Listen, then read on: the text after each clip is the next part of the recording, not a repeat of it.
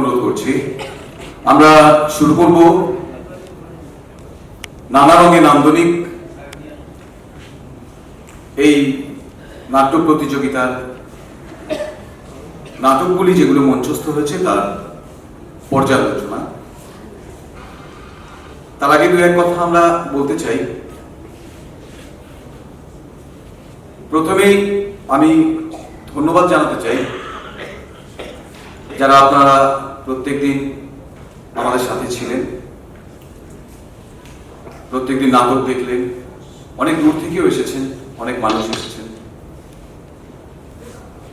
ধন্যবাদ জানাতে চাইব সমস্ত নাট্য দলগুলোকে যারা আমাদের সঙ্গে এখানে আমাদের ডাকে সাড়া দিয়েছেন। আমরা যা যা বলেছি তারা সবাই সেটা খুব আন্তরিকভাবে সেটাকে মেনে নিয়েছেন এবং একটা সুস্থ প্রতিযোগিতার একটা জায়গা করে দিয়েছেন তারা নিজেই। ধন্যবাদ জানাতে চাইব মাননীয় সম্মানীয় বিচারক মণ্ডলীকে, যারা তাদের দৈনন্দিন প্রচুর ব্যস্ততার মধ্যেও একরকম আমাদের চাপেই বলবো তারা এসেছেন এবং এই গুরু দায়িত্ব পালন করেছেন। আর ধন্যবাদ জানাতে চাইব আমাদের দলের সকল সদস্যকে, যারা প্রত্যেকটা দিন প্রত্যেকটা কাজ খুব নিখুঁতভাবে করার চেষ্টা করেছে। সেটা আপনারা বলবেন যারা যুক্ত ছিলেন তারা কতটা করতে পেরেছেন। যদি ভুলভ্রান্তি থেকে থাকে আমাদের অবশ্যই আমাদের নজরে আনবেন যাতে আমরা ভবিষ্যতে সেটা শুধরে নিতে পারি। আপনারা অনেকেই জানেন যে এই নাটকের প্রতিযোগিতার বিষয়টা আমাদের উদ্বোধনের দিনই তুষারদা বলছিলেন যে আস্তে আস্তে হারিয়ে যাচ্ছে, এবং আমি মনে করি ব্যক্তিগতভাবে বেশ কয়েকটা কারণের জন্যই হারিয়ে যাচ্ছে। এর জন্য দায়ী অনেকগুলি কারণ। তার মধ্যে এক হচ্ছে যারা আয়োজক, দুই হচ্ছে নাট্যদল, তৃতীয় হচ্ছে বিচারক, অনেক অসততা, অনেক প্রতিদ্বন্দ্বিতা, অসুস্থ প্রতিদ্বন্দ্বিতা ইত্যাদি ইত্যাদির কারণে, এবং পরবর্তীকালে একটা রাজনৈতিক পট পরিবর্তন তো আছে, এবং তারপরে আরো অনেকগুলো কারণ রয়েছে। কিন্তু সেগুলোর মধ্যে থেকেও একটা সুস্থ প্রতিযোগিতা হোক এটা আমরা চেয়েছিলাম। আমরা চেয়েছিলাম এইটা এমন ভাবে হোক যেটার মধ্যে দিয়ে খুব স্বতঃস্ফূর্ত ভাবে এবং খুব নিখুঁত ভাবে একটা বিচার, একটা বিশ্লেষণ, যাতে কোনো রকম কোনো সংশয় না থাকে, কোনো রকম প্রশ্ন না থাকে, সেটা চেষ্টা করেছি। আমরা সেই রকম ভাবেই এই আয়োজনটা করেছি। আজ যারা আমাদের এখানে নাট্যদল যারা পার্টিসিপেট করেছিলেন তারা প্রত্যেকেই প্রায় উপস্থিত রয়েছেন। দু একজন বোধহয় আসতে পারেননি, একজনই বোধহয় আসতে পারেননি, বাকি সবাই এসেছেন। তাদেরকেও আমরা ধন্যবাদ জানাই। আমি নাট্য পর্যালোচনার আগে আমাদের দলের পক্ষ থেকে বিচারক যারা ছিলেন তাদেরকে একটু সম্মান দিতে চাইব আমাদের দলের পক্ষ থেকে। আমাদের এখানে যারা ছিলেন তাদের সকলকে আপনারা ইতিমধ্যেই জেনে গেছেন। আমার মঞ্চে একেবারে বাঁদিকে রয়েছেন সুদীপ্ত দত্ত, গয়েশপুর সংলাপের অভিনেতা পরিচালক। রয়েছেন বাঁশবেড়িয়া বৃশ্চিকের নাট্যকার পরিচালক অভিনেতা শ্রী তাপস মুখোপাধ্যায়। রয়েছেন শ্রী তীর্থঙ্কর চন্দ, ইনিও নাট্যকার পরিচালক অভিনেতা। তারা তাদের আমি যাদেরকে খুব রেসপেক্ট করি এবং যাদের কাজের প্রতি আমি খুব শ্রদ্ধাশীল সেরকম মানুষদের মধ্যে এরা। মুশকিল হয় যে এরা নিজেরাও এখনো থিয়েটার প্র্যাকটিস করেন। তারপরে সুদীপ্ত আমাকে বলছিল যে কাজটা খুব কঠিন আমাদের পক্ষে, যেহেতু আমরা নিজেরাও প্র্যাকটিস করি, এখনো বিচার করাটা খুব কঠিন কাজ। তবু একরকম জোর করেই ওদেরকে আমরা দাঁড় করিয়েছি, করতে হবে। এই নাটক যেগুলো নির্বাচন হয়েছিল, আমরা এর বিজ্ঞাপন দিয়েছিলাম জানুয়ারি মাসে, এবং তার পরবর্তীকালে মার্চের 31 তারিখ পর্যন্ত আমরা অ্যাপ্লিকেশন নিয়েছিলাম। মোট 98টি নাটক আমাদের কাছে আবেদনের ভিত্তিতে এসেছে, এবং এটা আমরা কখনো নিজেদের দায়িত্বে রাখি, এটাও একটা সিলেকশন প্রসিডিউরের মধ্যে দিয়ে গিয়েছিলাম। সেই সিলেকশন প্রসিডিউরের মধ্যে ছিলেন আমাদের বেশ কিছু নাট্য বন্ধু, তারাও 19 জন, এবং নাটকের নিয়মিত দর্শক, এবং আমাদের একজন এক্সিকিউটিভ কমিটির সদস্য। তাদের সঙ্গেও আমি একটু আলাপ করিয়ে দেবো, তাদেরকেও আমি মঞ্চে ডাকব। তাদের নাম হচ্ছে ব্যান্ডেল চারণিকের শুভেন্দু চ্যাটার্জি, ব্যান্ডেল দিশারির কমল পাল, থিয়েটার চন্দননগরের গৌতম চন্দ্র, আমাদের সম্মানীয় সদস্য ছিলেন সুজিত রেড, তিনি আজকে আছেন, আমাদের এক্সিকিউটিভ কমিটির সদস্য সুদীপ্ত ঘোষ, আমাদের একজন গুণী দর্শক কার্তিক চন্দ্র সাহা, তারা আজকে আসতে পারেনি, বিশেষ কাজে আটকে রয়েছেন। বাকিরা আছেন, তাদেরকে আমরা মঞ্চে ডাকব। এবার আমি সরাসরি চলে যাই বিচারকদের কাছে, আর বেশি কথা আমি এখানে বলবো না। বিচারকরা আপনারা আপনাদের মতো করে আলোচনা শুরু করতে পারেন। ও সরি, খুব ভুল হয়েছে আমার, বরণ করে নেওয়ার কথা আমি বলেছিলাম, আমি একটু মিস করেছি, আই এম ভেরি সরি। আমরা বরণ করে নেব। প্রথমে একজন একজন করে চলে এসো।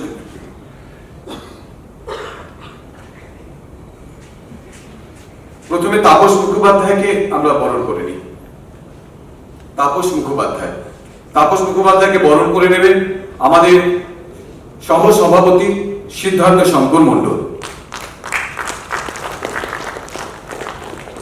তাপস একটু সামনে আসবেন প্লিজ।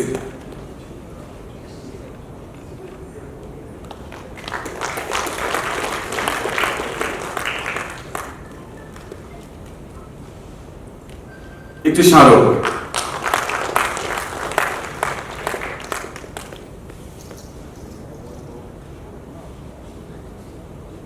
মিষ্টি,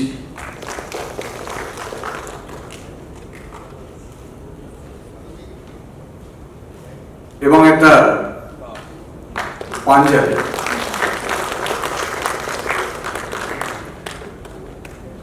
আর খুব সামান্য একটা সাম্মানিক।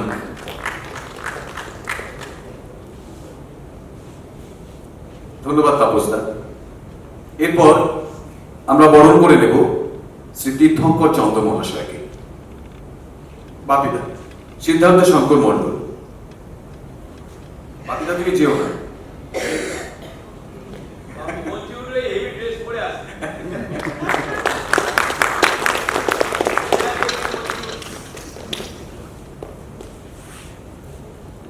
শাহরুখ।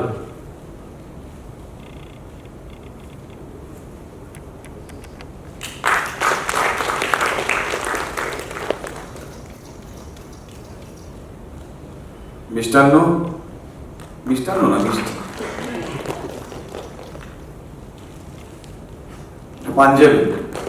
পাঞ্জাবিটা হেভি দেখতে, কিন্তু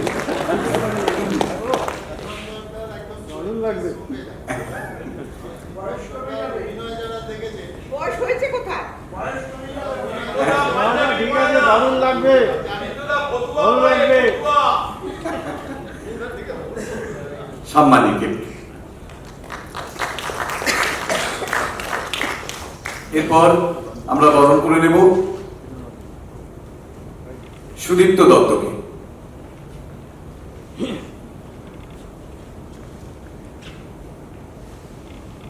ফুল,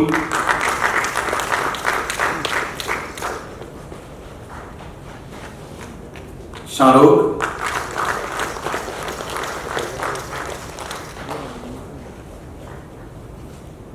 মিষ্টি,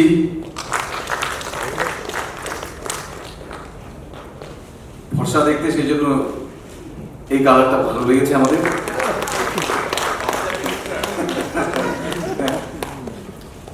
আর সামান্য সাংবাদিক।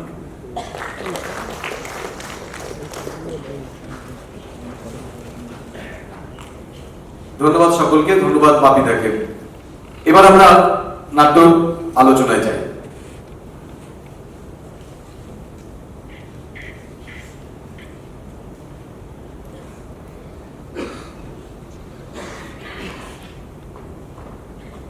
উপস্থিত সকলকে আমার শ্রদ্ধা, ভালোবাসা, শুভেচ্ছা। গত 4 দিন ব্যাপী একটি অনুষ্ঠান এখানে হয়ে গেল, নাটকের অনুষ্ঠান, নাটকের প্রতিযোগিতা। এই প্রতিযোগিতা শুরুর আগেই কথা হচ্ছিল যে প্রতিযোগিতা এখন বন্ধ হয়ে গেছে। কেউ একজন বলছিল যে চুচুড়া রবীন্দ্র ভবনে বোধহয় এটা প্রথম প্রতিযোগিতা, মঞ্চ ইত্যাদি।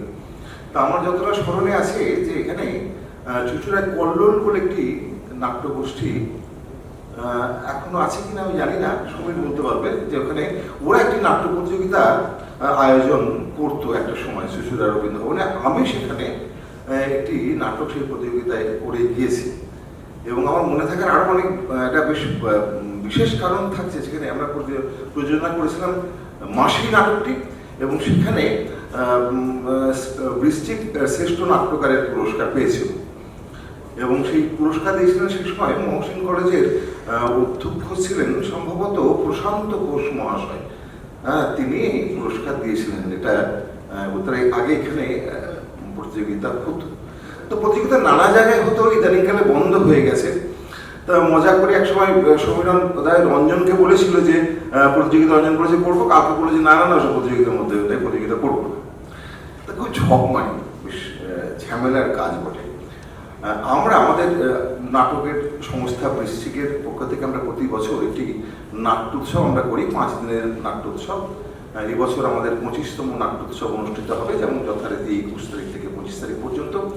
তো সেটা মনে হয় অনেক বড় কাজ, অনেক বড় কাজ যে নাটকের এই অনুষ্ঠানটা করা।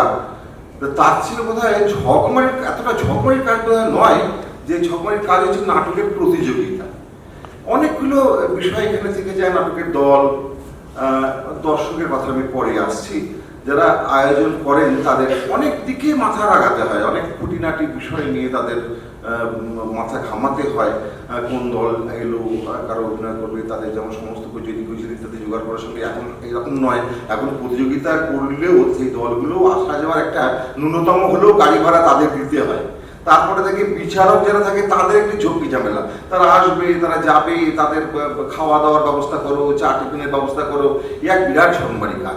ঝকমারি কাজের শেষে যারা বিচারক হয়ে থাকে তাদের একটু ঝকমারি কিরকম হয় যে নাটকের এই বিচার, কিছুরই বিচারটা সবসময় যেন সরকারে পারফেক্ট হয়েছে এটা আমার অন্তত পক্ষে জানা নেই, এটা হয়ও না, সম্ভব নয়।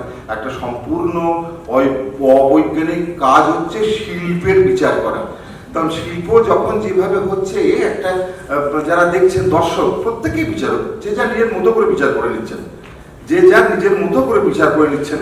তো তবুও একটি কমন বিচার, তাদের সবার দেখাটাকে একটা জায়গায় নিয়ে আসার জন্য যে কয়েকজন বিচারককে নির্দিষ্ট করা হয়, তাদেরকে নির্বাচন করা হয়, তাদের বলা হয় তারা বসবে এবং তার বিচার করবে, সেটা সম্ভব হয় না, সম্পূর্ণ অবৈজ্ঞানিক কাজ। যদি একটি নাটক হয়, একটি নাটকই সব দল করছে, তাহলে সেটা অনেকটা সুষ্ঠু ব্যাপার হতে পারে। নানাজন নানা নাটক করছে, বিভিন্ন তার বিষয়, বিভিন্ন তার আঙ্গিক, বিভিন্ন তার ভাবনা, বিভিন্ন তার প্রযোজনার প্যাটার্ন, ডিজাইনিং, আলো, শব্দ ইত্যাদি, তাহলে এক একজন এক এক রকম ভাবে দেখছে, বিচারকও তাই দেখছেন।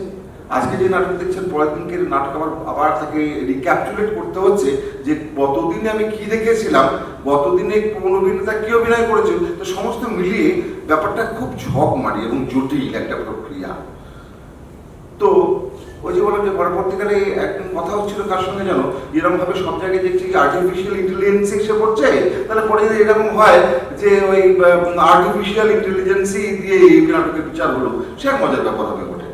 তো যাই হোক, আমি যেটা বিচার টিচার করার বিষয় নিয়ে ততটা নয়, যতটা আনন্দ পেয়েছি এখানে বসে 4 দিন ধরে আমরা বেশ কিছু ভালো নাটক এখানে দেখেছি।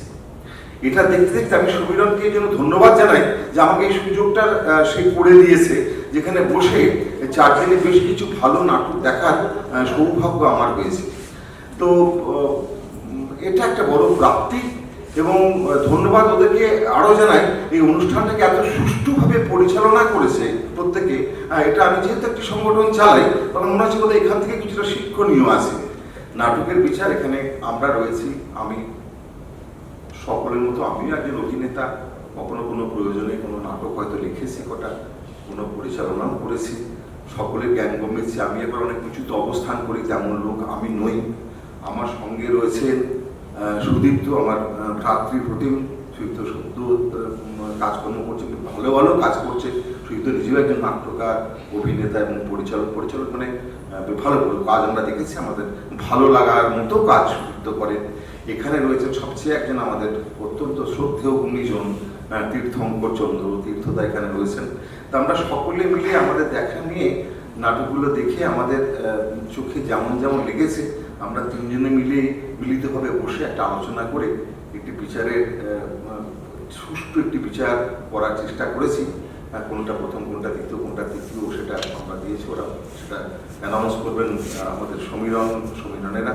আর নাটকগুলো যেগুলো হয়েছে, আমি এখানে আমাদের সঙ্গে রয়েছেন তীর্থঙ্কর এবং সুদীপ্ত। তীর্থঙ্কর বিষয়টাকে নিয়ে একটু ইলাবোরেট করবেন যে কোন নাটক কেমন রয়েছে। তার আগে সুদীপ্তকে আমি কিছু বলার জন্য আমি দিকে ধরি। আপনাদের আরেকবার ধন্যবাদ জানাই।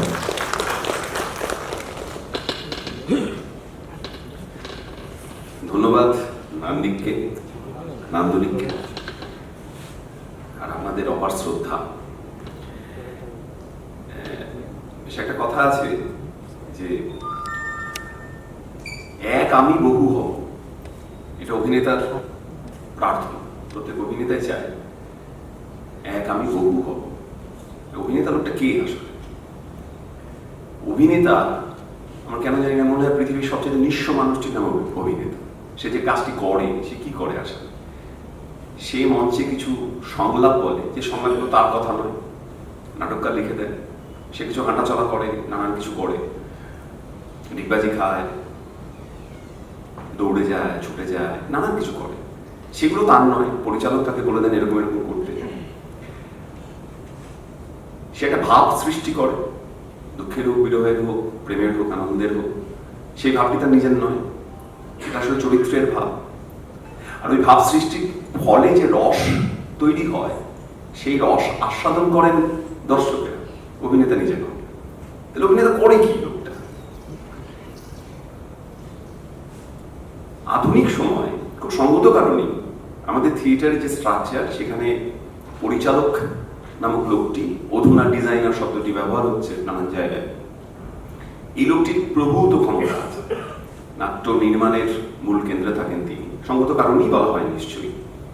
কিন্তু থিয়েটারটা প্রথম থেকে আজও অভিনেতা প্রধান আমার মনে হয়। বিরোধ করতেই পারেন কেউ না কেউ, কিন্তু অভিনয়ের একজন ছাত্র হিসাবে আমার মনে হয় যে অভিনেতা হচ্ছেন আসলে প্রধানতম ব্যক্তি, যিনি একটা কিছুকে ঘটিয়ে তোলেন মঞ্চে। এই যে সমীরণ এসে বলে গেল যে যখন আমাকে অ্যাপ্রোচ করা হয়েছিল বিচারকের এই দায়িত্ব সামলানোর জন্য, স্বাভাবিকভাবেই ভয়ার্তভাবে চিৎকার করে বলেছিলাম, না না না, ইহা হইতে পারে না। তার কারণ কি কি, তার ভয় কি কি, তার মধ্যে শঙ্কা কি কি, সেগুলো তাপসদা বলেছেন। তাপসদার বয়সে, তাপসদার জ্ঞানে সেগুলো বিনয় বটে, কিন্তু আমার জায়গায় দাঁড়িয়ে আমি জানি ইহা আমার সত্য ভাষণ। এই বিচারকের গুরু দায়িত্ব পালন আমার পক্ষে সত্যি সত্যি গুরু। সেটা করতে গিয়ে কি হলো, কেন এই অভিনেতার কথাটা এলাম, অভিনয়ের একজন প্রাথমিক ছাত্র হিসাবে এই 4 দিন সামনে দাঁড়িয়ে থেকে চমৎকার কিছু অভিনয় আমি দেখেছি। সেগুলো আমার শিক্ষা দিয়ে গেছে। তখন মনে হয়েছে যে বিচারক হওয়াটা অতটা খারাপ বিষয় নয় আর কি। আর তারপর ওরা প্রত্যেকদিন ডিনার প্যাকেট দিয়েছে, আজকাল কিছু দিল আর কি। তো সব মিলে বিচারক হওয়াটা খুব একটা খারাপ নয়, যদিও দ্বিতীয়বার এই জুতোয় পা গলানোর আগে 1400 বার ভাববো আর কি। যা হয়েছে হয়েছে, বাবা গঙ্গায় ডুব দেবো, ছেড়ে দেওয়া কেঁদে বাঁচির অবস্থা আর কি। এবার থিয়েটারের একজন ছাত্র হিসাবে বা যে কোনো পারফর্মিং আর্টের ছাত্র হিসাবে যাদের বিচার করতে যাচ্ছি আর কি, তাদের মধ্যে প্রচুর ভাই, বন্ধু, দাদা তারা রয়েছেন যাদের সঙ্গে একসঙ্গে থিয়েটার প্র্যাকটিস করছি দীর্ঘ কাল ধরে। তাদের বিচার করবো কি করে? তখন ওই অভিনেতা হিসাবে সত্তা আলাদা করার ব্যাপারটা চলে আসে, যে এখানটায় আমি তাদের ভাই নই, বন্ধু নই, কেউ নই, আমি একজন সম্পূর্ণ অন্য একজন মানুষ, একজন বার্ডস আই ভিউ থেকে, অন্য পার্সপেক্টিভ থেকে তাদের কাজ দেখবো এবং বিচার করবো, এবং সবচেয়ে গোলমেলে শব্দে বিচার করবো। ব্যাপারটা বিচার তো আসলে কিভাবে হয়, শিল্পের বিচার কিভাবে হয়? এই অধুনা উত্তরাধুনিক সাহিত্যে বলা হয় না যে সত্য আসলে এক নয়, সত্য বহুতর। আপনারা যারা সোশ্যাল মিডিয়া ঘোরাফেরা করেন তারা নিশ্চয়ই জানবেন গত কয়েকদিন ধরে গৌতম হালদারকে সাংঘাতিকভাবে ট্রোল করা হচ্ছে, তো যারা ট্রোল করছেন ভালো কাজ করছেন, অসুবিধা কিছু নেই। আমরা যারা ট্রোল করছি না, আমরা আশ্চর্য হচ্ছি, স্তম্ভিত হচ্ছি যে মানুষটাকে ট্রোল করা যায়, তার একটি পারফরমেন্স নিয়ে, তার একটা বিশেষ ধরনের একটি ঘরানা নিয়ে ট্রোল করা যায়, হয়তো যায়। কিন্তু পৃথিবীতে আসলে নানান সত্য আছে। আমরা সেই বাগানে যেতে ভালোবাসি যে বাগানে নানান রঙের ফুল ফোটে, তার মধ্যে কোন ফুলটা শ্রেষ্ঠ এটা বলতে গেলে গোল বাঁধে। কিন্তু এই যে প্রতিযোগিতা, সেটাকে এড়িয়ে যাবোই বা কি করে? আমরা যদি এটা নাম, পোশাকি নাম সম্মেলনটা দিত না, যেটা কি নাট্য উৎসব, নাট্য প্রতিযোগিতা নয়, তাহলে প্রতিযোগিতা থাকতো না। ও কি যে কোনো নাট্যদল প্রার্থনা করতো যে আমাদের উৎসবে স্থান দিন, ওকে নিত না তো? আপনারা দর্শক হিসাবে কি যে কোনো নাটক সমানভাবে হল ভরিয়ে দিতেন না? বিচার একটা আমরা প্রত্যেকেই করি নিজস্ব জায়গায়, ওরাও বিচার করে নেবে। এই ঘটনাটার নাম যেটা 4 দিন ধরে ঘটে গেল, এটা যদি নাট্য প্রতিযোগিতা না হতো, নাট্য উৎসব হতো, তাহলেও সেটি প্রতিযোগিতা, সেটি উদ্যোক্তাদের তরফেও বটে, আপনাদের তরফেও বটে। আমরা যখন প্রতিযোগিতা না হলে কোনো সিনেমা বা থিয়েটার দেখতে চাই, আমরা কিন্তু প্রতিযোগিতার কবলে পড়েই যাই। আমরা কিন্তু নিজেরা একটা রেটিং নিজেরা ঠিক করি যে এই নাটকটা ভালো, তাই আমি দেখবো, এবং দেখার পরে যখন ভালো মনে হলো আরো 5 জনকে বলবো, তাই সেই নাটকটির পক্ষে বা সেই সিনেমাটি দর্শক আনুকূল্য হয় এবং সেটি বক্স অফিস হিট হয়। তো প্রতিযোগিতাকে এড়ানোর কোনো উপায় নেই আমাদের, অন্তত এই চলতি ব্যবস্থায়। না থাকলে খুব ভালো হতো, কিন্তু থাকবে না, এটা খুব অদূর ভবিষ্যতে কল্পনা করা যাচ্ছে না। তাই প্রতিযোগিতা রইল। আমরা যেটা চেষ্টা করেছি, এটা একটা অভিযোগ রইল সংবিধানের প্রতি। এই 3 দিন তো 3 জনকে আলাদা জায়গায় বসিয়েছিলাম আমাদের, সম্ভবত একে অন্য দ্বারা প্রভাবিত হবে এই ভয় পেয়ে আর কি। কিন্তু আজকে তেমন ভয় পাওয়ার কাণ্ড ছিল না বন্ধু, যে আজকে যে সিদ্ধান্ত উপনীত হয়েছি সেটা আমরা সর্বজনভাবেই হয়েছি, সর্বজন স্বীকৃতভাবে, মানে 3 জন, কোনো ঝগড়া হয়নি আমাদের মধ্যে। একে অন্যের বিচার, একে অন্যের যুক্তি মেনে নিয়েছি আমরা, মেনে নিয়ে একটা কাঙ্ক্ষিত সাম্য মানে পৌঁছানোর চেষ্টা করেছি। কিন্তু সেটা আমাদেরই, সেটা যদি আপনাদের সঙ্গে না মেলার প্রভূত সম্ভাবনা আছে। তাতে গালি খাইতে প্রস্তুত, কিন্তু এর পেছনে অন্য কোনো অভিসন্ধি খুঁজিতে যাইবেন না দাদাকে দিয়া। কারণ প্রত্যেকটা মানুষের, প্রত্যেকটি দর্শকের, তিনি বিচারক হন, তিনি আসলে দর্শকই।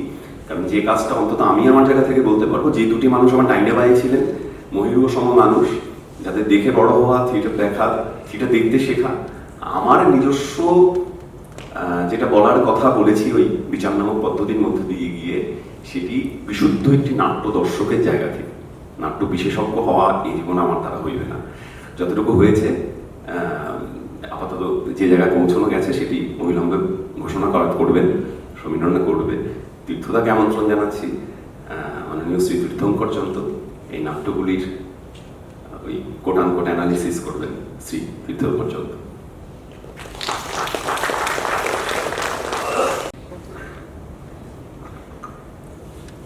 সবাইকে নমস্কার। মানে ভালো কথা সব বলা হয়ে গেছে, এবার যা বিপদ তোমার উপর। আমি নিতান্ত নির্বোধ রাজি হয়ে গেছি। আসলে রাজি হওয়ার এই কাজটা দীর্ঘদিন আগেই ঘটেছে। সমীরণ যখন ফোন করেছিলেন, যেটা হয়েছে যে এইরকম বিচার ইত্যাদি, বিচার কথাটা বড় মুশকিলের। আসলে ওই যেটা বললেন সুদীপ্ত, যে আমরা সামনে বসে খুব সবগুলো নাটক ঠিকঠাক দেখার চেষ্টা করেছি, দর্শক হিসাবেই দেখেছি। তারপরে নিজেরা নিজেদের অভিমতগুলোকে কিছু সংখ্যায় পাল্টে দিয়েছি, তারপর নিজেরা কথা বলেছি। এখানে প্রথমে যেটা, যে নান্দনিককে সমীরণকে ব্যক্তিগতভাবে ধন্যবাদ যে এরকম একটা জায়গায় ডাকার জন্য। আমরা ওপারে থাকি, এপার সম্পর্কে আমাদের বলছিলাম যে এবারে সব অভিজাতরা থাকে, আর আমরা খেটে খাওয়া মানুষরা ওপারে থাকি। হ্যাঁ, রামকৃষ্ণ বা রঞ্জনকে আমরা প্রায়শই বলি যে যথেষ্ট দুলুদাকে আর কি বলবো। যাই হোক, আর হ্যাঁ, মন্দিরাদি বলেছিলেন যে আমাদের বয়স হয়ে গেছে। হ্যাঁ, বয়স হয়েছে। আমি যখন স্কুলে পড়াতাম তখন মন্দিরাদির ছেলেরা ছোট ছোট স্কুলে পড়তো, তারা এখন অনেক বড় হয়ে গেছে। তো সেইখানে অনেকদিন পরে এপারে আসা, অনেকগুলো নাটক দেখার সুযোগ হওয়া, আর বিচারক হিসাবে ইত্যাদি নয়, রাজি হয়েছিলাম একটাই যে বহুদিন বাদে পরপর অনেকগুলো নাটক দেখতে পাবো। সেইটা একটা সময় আমাদের যারা একাঙ্ক নাটক বা মফস্বলের যারা নাটক করতেন তারা প্রায় গেরিলা নাটকের দলের মতো নাটক করেছে। মানে 15 মিনিটের মধ্যে মঞ্চ পাল্টে দিয়ে আগেরটা হয়েছে কোনো একটা বস্তির নাটক, পরেরটা ইন্দ্রের সভা, 15 মিনিটের মধ্যে মঞ্চ পাল্টে পর্দা খুলে দিয়ে আমরা অবাক হয়ে গেছি। এবং সেইটা যে শুধু এপার ওপার না, সমস্ত বাংলাদেশ জুড়েই যে কত দল কতভাবে কাজ করেছেন। আমরা যখন কলেজ বিশ্ববিদ্যালয়ে পড়েছি তখন অনেকগুলো দলের সঙ্গে আমরা চলেও যেতাম নাটক দেখতে। ফলে সেইটা একটা সময় প্রায় উঠে গেল, আবার শুরু হয়েছে। সেই জন্য নান্দনিককে অনেক অনেক কৃতজ্ঞতা, ধন্যবাদ। দর্শকরা আসেননি, আবার চেষ্টা করা যাবে কি করে তাদেরকে নিয়ে আসা যায় বা আমরাই আবার তাদের কাছে পৌঁছবো। যাই হোক, এইসব কথা তো প্রাথমিক কথা ওরা বলে দিয়েছেন, আমার জন্য কথা খুব কম।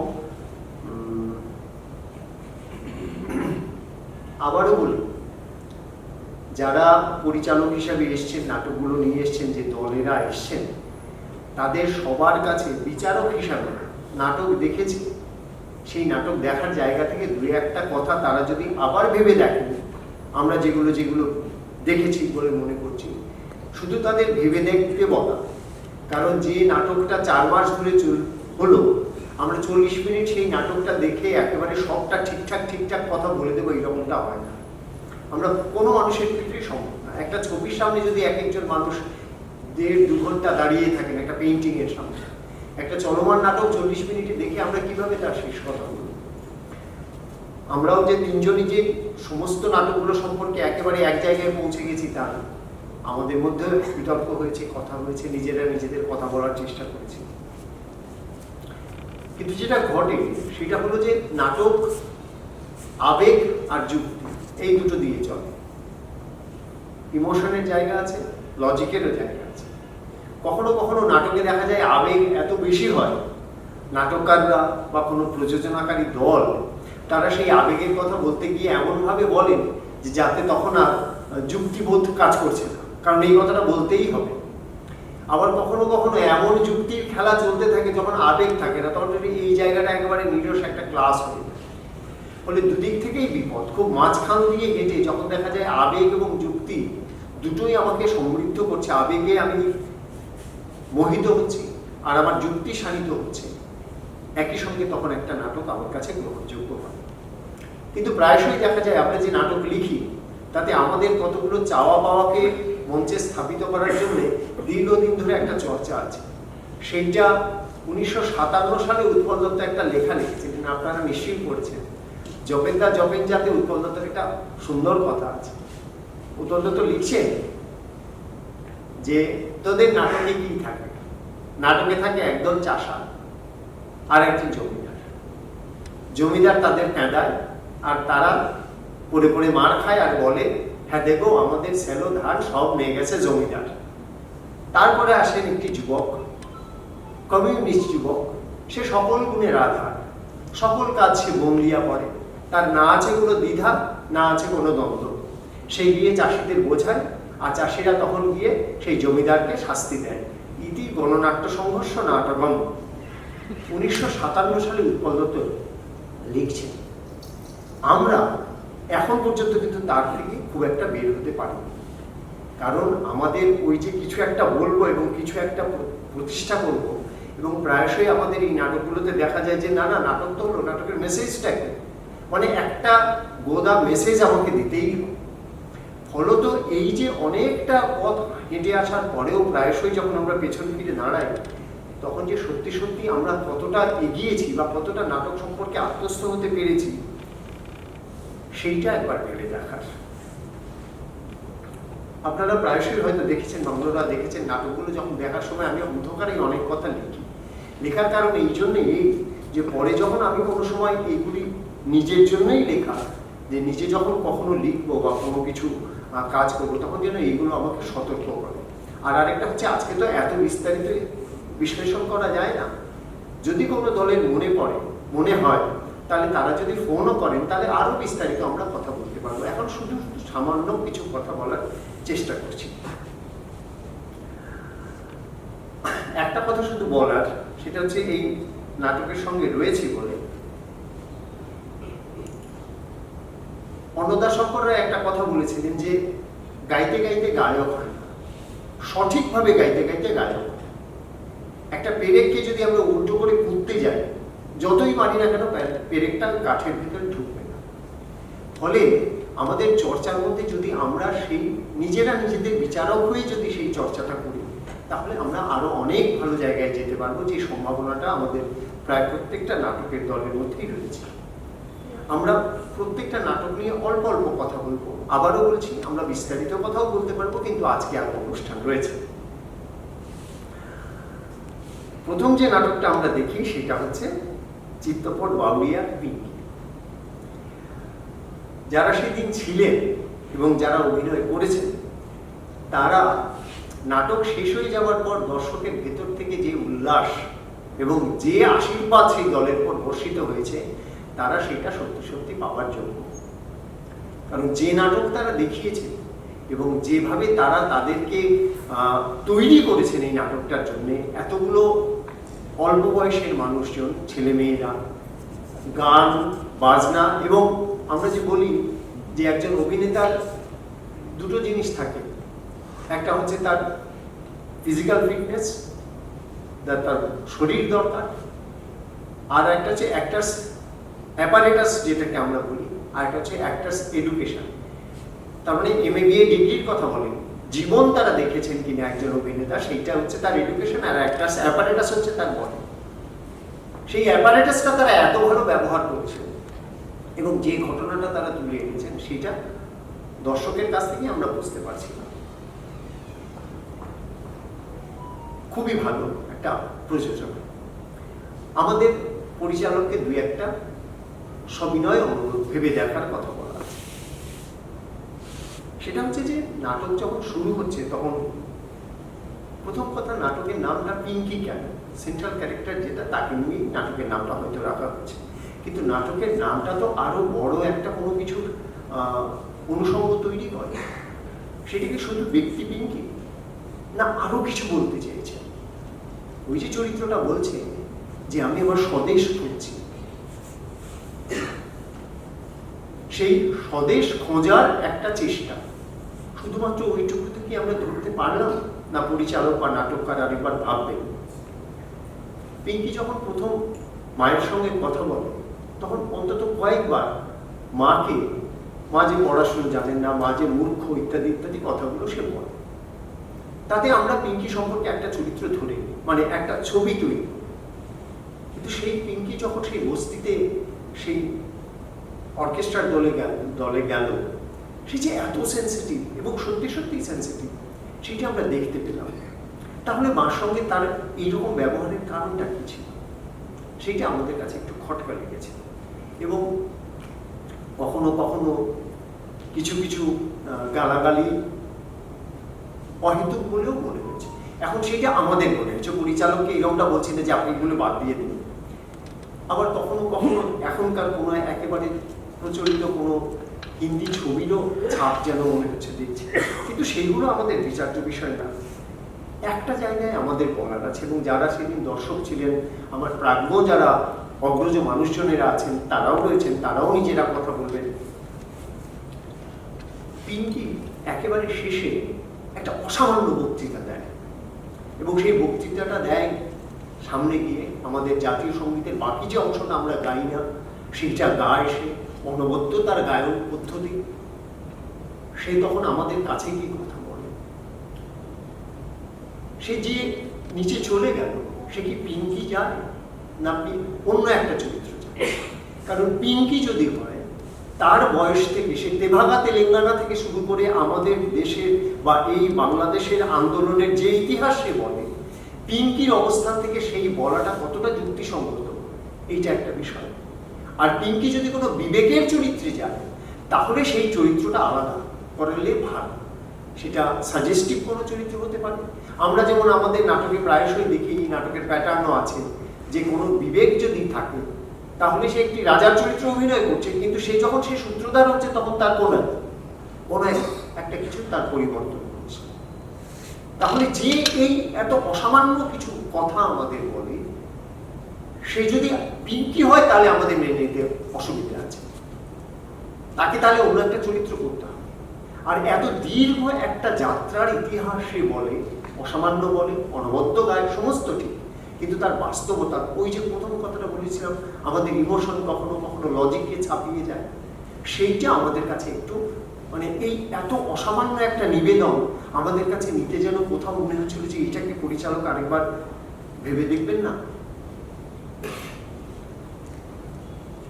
যদি টিভির অনুষ্ঠানই হয়, আমরা গোটাটাই এরকমটা মনে হচ্ছে আমরা একটা টিভির অনুষ্ঠান দেখছি, তাই যদি হয় তাহলে যে ব্রেকগুলো, কমার্শিয়াল ব্রেকগুলো হচ্ছে, সেই কমার্শিয়াল ব্রেক মতো আমরা দেখি, তখন তো ব্ল্যাঙ্ক চলে যায়। নিশ্চয়ই পরিচালক একটা কিছু ভেবেছে, সেই ভাবনাটা আমাদের কাছে আমরা স্পষ্ট করে তুলতে পারিনি। উনি নিশ্চয়ই ভেবেছেন, আবার ভাববেন, বা আমরা ধরতে পারিনি হয়তো সেইটা। আবারও এইটা বলার যে যদি এই এতগুলো মানুষের এত এনার্জি, এত তাদের সক্ষমতা, সেইগুলোকে যদি আরেকটু ধরে ধরে আমরা প্রকাশ করতে পারি, একটা অনবদ্য প্রযোজনা আমরা দেখতে পাবো। এইটা তাদের কাছে আমাদের আকাঙ্ক্ষা রইল। অনেক অনেক ধন্যবাদ তাদের, এবং যারা আমার কন্যার থেকেও ছোট যারা অভিনয় করছেন, তাদের কাছ থেকেও আমার অনেক কিছু, অন্তত আমাদের তিনজনেরই অনেক কিছু শেখার আছে। কারণ ওই যে মারামারির দৃশ্যটাতে তারা যে ওই যে চরিত্রটা সে বোধহয় ওই ছোট রূপ সাঁতরা যে করেছে, বা অন্যান্য যারা অভিনয় করেছেন, তারা শারীরিক সক্ষমতা বা ব্যালেন্স এত সুন্দর আমাদের মনে হচ্ছিল, কিন্তু ওই কোথাও কোথাও আমাদের মনে হচ্ছিল ওই জন্য জোর খুলে যাচ্ছে। পরিচালক যদি এগুলো একটু ভাবে। নাটকটা অনেক ভালো লেগেছে বলেই অনেকক্ষণ বললাম। মাটিয়ারি ইচ্ছে পাখি করেছেন মহুয়া সুন্দরী, এইটা আমাদের অনেক পরিচিত একটি পালা, ওরা প্রযোজনা করেছেন। তারা নিশ্চয়ই এইটাকে আরেকটু ভাববেন। যদি এটা পালা গান হয়, আমি মানে পরিচালকের কাছে এটাও অনুরোধ রাখবো, যদি এটা পালা গান হয়, আমরা দেখেছি সাধারণত পালা গানে আমাদের ছোটবেলায় যে দেখেছি হ্যাজাক জ্বলতো, অথবা যে আলোর উৎসটা সেই আলোর উৎসটা থাকে, তার মধ্যেই সমস্ত কিছু পরিবর্তন হতে শুরু করে। এখন আধুনিক পালা গান যদি হয়, তাহলে আরো যা যা বিষয় আছে সেইটা সেই আধুনিকতায় না পৌঁছে শুধুমাত্র কতগুলো জোন আলাদা করে বা কোথাও আলো ফেলে, সেইটা তখন এক ধরনের একটা আধুনিকতা এবং একটা পশ্চাৎপদতা দুটোই কিন্তু একসঙ্গে চলতে থাকে। সেইটা মেনে নেওয়া কঠিন হয়ে যায়। যেমন সামান্য একটা দুটো যদি উনি বলছেন, যেমন ওরা যে ওই যে কুকুরের দল, কুমড়াবাইদার কুকুরের দল আসছে, যেভাবে ওরা দেখেছে, সত্যি আমাদের কাছে একটা নতুন রকম, আমরাও হয়তো কোনো সময় ভাববো আমাদের নাটকে ব্যবহার করতে পারি কিনা, বা গানের যে সুরগুলো ওরা দিয়েছেন। কিন্তু কখনো কখনো দেখা যাচ্ছে কোনো কোনো চরিত্রের কান্নায় এরকম কথা বোঝা যাচ্ছে না, সেগুলো ঠিক করে নেবেন নিশ্চয়ই তারা। অর্কেস্ট্রা যে আমরা জানি ওরকম পালা গানে যারা বাজনা বাজান বা গীত বাদ্য তৈরি পরিবেশন করে, তারা মঞ্চের মধ্যেই থাকেন, আমরা তাদের দেখতে পাই, তারাই সেই আবহটা তৈরি করে। এইখানে প্রায় ওরা বাইরের দিকে বসেছে, আমাদের সামনে বসলে আমাদের আরেকটু ভালো লাগতো। একটা গান যেমন ওরা বলছেন, ভরা কলসি তোমার কাকে তুইলা দিবা মামি, তুলে দেওয়া হয়েছে, আবার মহুয়া সুন্দরী সেই কলসি আবার বলছেন। এই যে সামান্য সামান্য ছোট ছোট জিনিস, সেইগুলো যদি একটু ওরা লক্ষ্য রাখেন, তাহলে আমাদের কাছে এই পালাটাই আরো একটু পরিশীলিত হলে আরো অনেক ভালো লাগবে। আমাদের পরের নাটক চন্দননগর সৃজনের আলোর দিশা। ধীমান আমাদের খুব কাছের একজন অভিনেতা, আমাদের প্রিয় একটি দল, এবং তার যারা অভিনয় করছেন তারা নিজেরাও আমাদের কাছে খুব অনেকবার দেখেছি ওদের নাটক। এখনকার শিক্ষা ব্যবস্থা নিয়ে ওরা একটা নাটক করছে। এখন যেই আমি এখনকার শিক্ষা ব্যবস্থার কথাটা বললাম, সঙ্গে সঙ্গে একটা গন্ডগোল তৈরি হলো। গন্ডগোল তৈরি হলো মানে এখন মানে কি 2024 না 2021 না 1992? মুশকিল হয় ওই যে বলছি যে কোনো একটা ঐতিহাসিক বিষয় বা কোনো একটা সত্য আমি যখন প্রকাশ করতে চাই নাটকের মাধ্যমে, তখন আরেকটু গভীরভাবে যদি তারা ভাবেন তাহলে আমাদের পক্ষে অনেক সুবিধা হবে। যেমন যে শিক্ষার সমস্যাটা নিয়ে বলে যে কর্পোরেট হাউস আমাদের শিক্ষাকে খেয়ে নিচ্ছে, ঠিক, এবং কর্পোরেট হাউস কোথায় সমস্যায় পড়ছে? এসে এই নাটকে আমি দেখছি, আমরা দেখতে পাই যে আলোর কাছে বা অবিনাশ বাবুর কাছে এসে যখন বলছেন সেই কর্পোরেটের যে ওরা যখন সন্ধ্যেবেলায় পড়াতে যাচ্ছেন সেইটা ওদের ব্যবসার একেবারে লাল বাতি জ্বালিয়ে দিচ্ছে। এই কথাটা বা একটা কর্পোরেট সে যেভাবে তার ডালপালা ছড়িয়েছে তাতে এইরকম একটি সান্ধ্যকালীন স্কুল ওদের ব্যবসা লাল বাতি জ্বালিয়ে দেবে, বিষয়টা এত সহজ। আমি আপনাদের একটা কথা বলি, সেইটা ইন্টারনেটে পাওয়া যায়, আপনারা সার্চ করলেই পেয়ে যাবেন। 2008-এ বিভূতি প্যাটেল বলে একজন, ওনার একটা পেপার আছে, সেই পেপারটা হচ্ছে আর নামটা বলছি, সেখানে হচ্ছে প্রাইভেটাইজেশন ইন এডুকেশন, এইটা দিয়েই পেয়ে যাবেন। 1998 সালে ইউনেস্কো 182টা দেশকে নিয়ে একটা সম্মেলন করে যে এডুকেশন কি হয়। আপনারা নেটে পুরো পেপারটা পেয়ে যাবেন, এবং বিভূতি প্যাটেলের ওই পেপারটা ভয়ঙ্কর। আমরা কিভাবে সারেন্ডার করেছি আমরা জানি না। 1998 সালে ওইটা যখন 182টা দেশকে ওরা ডেকে নেন, ভারতবর্ষও যায়, সেইখানে গিয়ে ঠিক হয় যে হায়ার এডুকেশনকে সবচেয়ে বেশি গুরুত্ব দিতে হবে। আমাদের প্রতিনিধিরা সেটা মেনে আসেন, হ্যাঁ আমরা গিয়ে আমাদের সরকারকে বলবো। তারা ফিরে আসেন, ফিরে এসে 98 সাল, এখনকার সরকার না, এবং তখন যারা যারা ক্ষমতায় ছিলেন, কারা ক্ষমতায় ছিলেন, কাদের সমর্থনে ক্ষমতায় ছিলেন, সব না জানলে কতগুলো গন্ডগোল হয়ে যায়, ঐতিহাসিক। ওরা যখন ফিরে আসেন তখন সরকারকে বলেন, সরকার তখন একটি বলেন হ্যাঁ হ্যাঁ আপনারা যখন বেরিয়ে এসছেন তখন তো অবশ্যই সেই কাজটা করতে হবে। তারা একটা কমিটি করে, ভারতবর্ষের দুজন শ্রেষ্ঠ শিক্ষাবিদকে সেই কমিটির দায়িত্ব দেওয়া হয়। একজনের নাম কুমার মঙ্গলম বিড়লা আর একজনের নাম মুকেশ আম্বানি। তারা একটা রিপোর্ট দেন, সেই রিপোর্টটাতে লেখা হয়েছে যে হায়ার এডুকেশন সবার জন্য দরকার নেই, it's a non merit good. এবং তখন তাদের সরকার বলেন যে তাহলে সবাই যদি এডুকেশন নিতে চায় তখন বলছে আপনি ফিস বাড়িয়ে দিন। আপনারা খেয়াল করলে দেখবেন একটু বড় যারা, আমরা যখন কলেজ বিশ্ববিদ্যালয়ে পড়েছি বা আরো 2 বছর 92 সালের আগে পর্যন্ত, এই আমাদের যখন ওপেন ইকোনমি তৈরি হলো, এরপরে যেটা হয়েছে ওই 98 সালের পরে আমাদের শিক্ষা ব্যবস্থায় প্রাইভেটাইজেশন শুধু প্রাইভেট ইনস্টিটিউশনে না, গভর্নমেন্ট ইনস্টিটিউশনের গুলোতেও টিউশন ফিস কি হারে বেড়েছে। এবং একটা কথা এখন চলে, you can purchase education according to your purse. Money ব্যাগে কত টাকা আছে তা দিয়ে তুমি শিক্ষা নিয়ে নিতে পারো। এখন ধীমান যখন নাটকটা লিখছেন, এত ভালো একটা জায়গায় উনি ধরেছেন। একেবারে শেষের দিকে নাটক অবিনাশ মাস্টারমশাই বলছেন যে আমি তো রাষ্ট্রের বিরুদ্ধে বলছি না, সরকারের বিরুদ্ধে বলছি না, আমি কর্পোরেটের বিরুদ্ধে বলছি। গন্ডগোলটা ওইখানে, কর্পোরেট সরকারকে বাধ্য করছে তাকে ব্যবস্থা করতে, এই ব্যবস্থাগুলো করে। গোটা এডুকেশন সিস্টেম শুধু না, সমস্তগুলো গন্ডগোলে পড়ে গেছে। আর কোনো কর্পোরেট এসে এইরকম সান্ধ্যকালীন কোনো একটি স্কুল চালানে এসে বলবে আমাদের ব্যবসা লাঠি উঠে যাচ্ছে, কিচ্ছু যায় আসে না তার।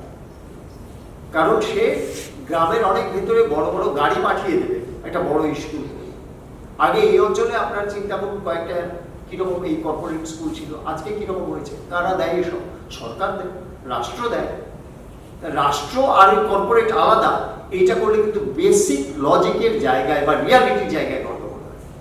ধীমান যদি এইটা, কারণ ওদের অভিনয় বা ওদের সমস্ত কিছু এমন একটা জায়গায়, এইগুলি যদি ঠিক না হয় তাহলে কতগুলো ভুল মেসেজ যেতে শুরু করে, এবং আমরা একটা কাল্পনিক জগতের মধ্যে থাকি যেখান থেকে ওই রিয়ালিটিগুলো আমাদের কাছে কখনোই আর স্পষ্ট হয় না। এই যে বলছে ওই কথাটাই যে একটা সময় পরে দেখা যায় যে ওরা ওই রকম চিন্তা করে যে হাজার হাজার মানুষ আসছেন, এটা খুব মানে আশার কথা, কিন্তু কখনো কখনো আশাটা না বাস্তবে খুঁজে পাই না আমরা। তখন আমরা আশার কথা বলতে পারি আজকের রিয়ালিটিতে দাঁড়িয়ে।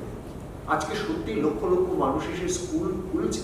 আপনারা জানেন এক একটা, আমরা 2000 সালে কলকাতায় 6টা স্কুলে, বাচ্চাদের স্কুলে কাজ করেছিলাম। তাতে ওরিয়েন্টাল সেমিনারিতে ওরিয়েন্টাল সেমিনারি, সারদাচরণ, অভয়াচরণ, এরকম কতগুলো, সেই স্কুলগুলো উঠে যাচ্ছিল। ওরিয়েন্টাল সেমিনারি, রবীন্দ্রনাথের স্কুল, যে স্কুলে গ্যালারি আছে, মানে ছাত্ররা পড়াশোনা করার জন্য অসামান্য স্কুল, ছাত্র নেই। 2000 সাল। তাহলে শিক্ষা, আমি কর্পোরেটের বিরুদ্ধে বলছি, রাষ্ট্রের বিরুদ্ধে, রাষ্ট্র নিজে এদেরকে রাষ্ট্রকে প্রমোট করে। ধীমান যদি একটু ভেবে দেখেন, এই নাটক মায়া সঞ্জীব চট্টোপাধ্যায়ের গল্প থেকে নেয়া, আমরা দেখেছি। আমাকে তাপসদা বলেছেন খুব তাড়াতাড়ি সামনে একটু কাজ আছে। আসলে কথা বলতে গেলে না কি করা যায় না, সেটা হচ্ছে মায়া নাটক। আমরা আবারই বলছি যে সাহিত্য থেকে এসছেন ওরা, নিশ্চয়ই অনেক আছে। এই নাটক থেকে আমাদের বন্ধুজনেদের একটি নাটক আছে ফিরে দেখা, শান্তিপুর সাংস্কৃতিকের। এখন কতগুলো মুশকিল হয় যে যারা যদি একটু খেয়াল করলে এগুলো হয়ে যায়। যেমন ধরুন ঘুম থেকে উঠে বসে, কি গো কতক্ষণ হয়ে গেছে, কখন একটু চা পাবো বলছেন, তখনই মেয়ে এসে বলছে যে বাবা 500টা টাকা দাও। বাবা পকেটে হাত দিয়ে, বাবা কি 500 টাকা পকেটে নিয়ে ঘুমিয়েছিলেন? এখন এইগুলি না কিছুই না, উঠে একটা দিয়ে দিলেই হয়। এবং মেয়েকে যখন বললেন যে এই যে তোকে 200 টাকা দিলাম, মেয়ে বলছে তুমি নিয়ে উড়িয়ে দিয়েছি। তার মানে ওই আবার মেয়ের ছবিটা আবার তৈরি হয়ে গেল, মেয়ে কিরকম। পরে দেখা গেল মেয়ে অত্যন্ত সেন্সিটিভ।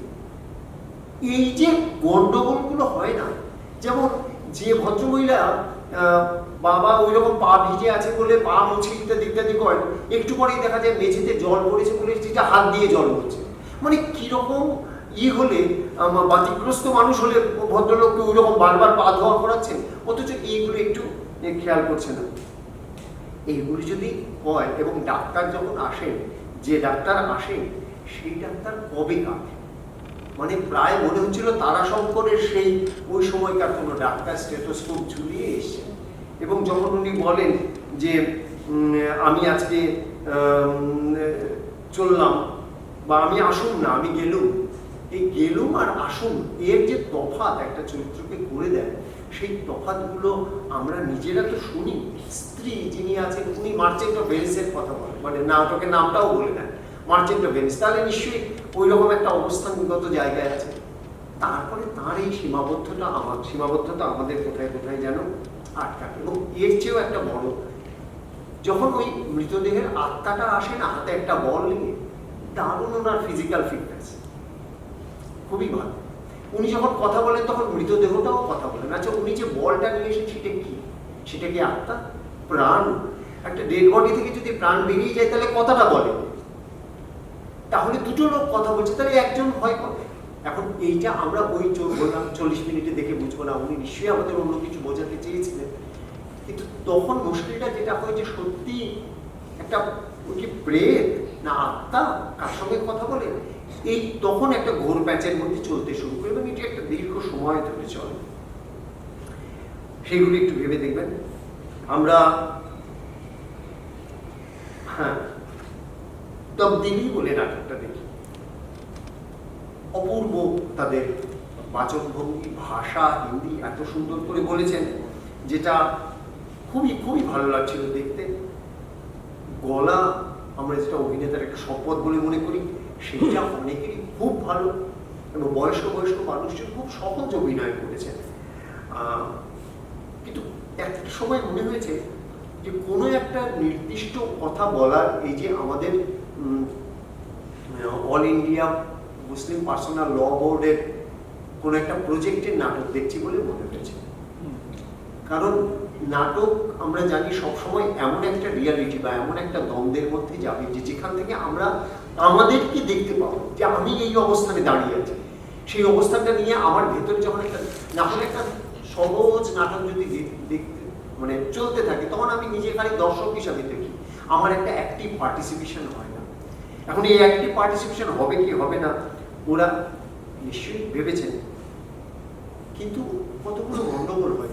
আপনাদের নিশ্চয়ই মনে আছে যারা নাটকটা দেখেছেন, প্রথম যখন ওই উকিল আসেন এবং মৌলবীর সঙ্গে যারা আসেন তারা যখন মারামারি করতে যায়, উকিলকে মারতে যায়, ওই লাঠি নিয়ে আসেন, তখন ওই নাম আনোয়ার না সেলিম সেই লাঠিটা উকিলকে দিয়ে দেয়। উকিল তখন লড়াই করে। আচ্ছা, লাঠিটা তো সেলিমেরই ছিল, সেলিম তো প্রত্যেক দিনের খেটে খাওয়া মানুষ, সে কেন ই করে না? না, তখন ওই উকিল যে আমাদের স্বাভাবিক থেকে অনেক বড় মানুষ এইটা দেখাতে। পরের বার কিন্তু সেলিম নিজে মারামারি করে।